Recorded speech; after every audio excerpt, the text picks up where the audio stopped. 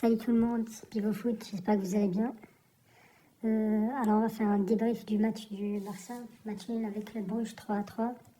En résultat décevant, même si je pronostiquais une victoire un peu possible, mais malheureusement le quatrième but n'était pas au rendez-vous. Mais les gars, on doit se dire des choses là, parce que là le Barça vraiment il va mal. Le Barça là il montre que en termes de défense, une pièce du hors-jeu il ne sert plus à rien. Genre vraiment là il faut béniter et dire à Flick que leur jeu il doit s'arrêter. Genre, parce que presque tous nos buts ils étaient à cause de leur jeu.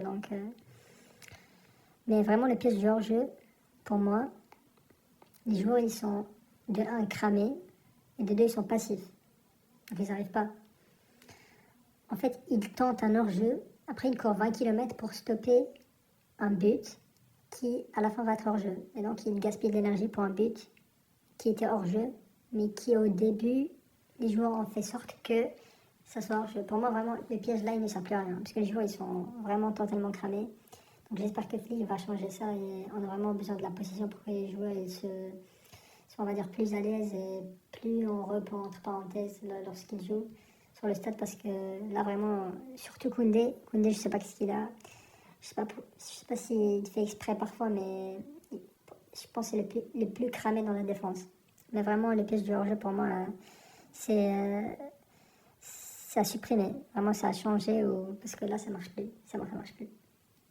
Deuxièmement, on a Yamal, bien sûr, qui apparaît sur la photo. Alors, Yamal, en première mi-temps, c'était du Mahrez 2025. Ceux qui connaissent Mahrez en 2025, ils vont comprendre. Le deuxième mi-temps, c'était beaucoup mieux, beaucoup mieux. En fait, c'est grâce à lui que le Barça a arraché ce match nul. Mais pour moi, Yamal, je sens qu'il est un peu en train d'empirer sa gêne. Pour moi, je préfère qu'il fait l'opération, il se repose 3 mois, 4 mois, et qu'il revient après en top forme à 100%, quoi. Parce que là, vraiment, j'ai peur que, on va dire, plus il multiplie les efforts, plus sa gêne devient de pire en pire, et plus on va le perdre pendant une plus longue période, et plus après son niveau, il va régresser sur les prochains matchs. Donc je préfère que, sans prendre de risques, l'opération serait peut-être la meilleure des solutions pour Yamal. En ce qui concerne d'autres joueurs, il y a Olmo, il sert à rien. Je suis désolée, mais Olmo, il sert vraiment à rien. De ce que j'ai vu de lui, il y a un tir. Un tir qui est parti dans les tribunes. Et voilà. En fait, je me rappelle que de ça.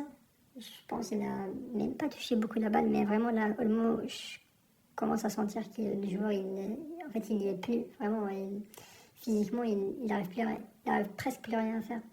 Il est pas, on va dire, décisif dans le jeu.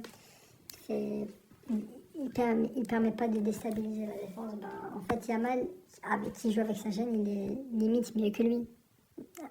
Supposons que Olmo il est à 100%, mais bon. Après, pour le reste, c'était, je dirais, moyen.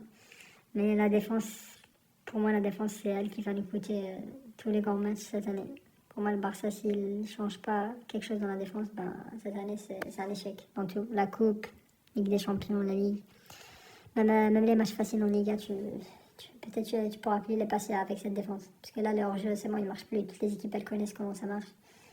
Ouais, là vraiment, il faut changer. Donc, j'espère que ça va s'améliorer sur les prochains matchs.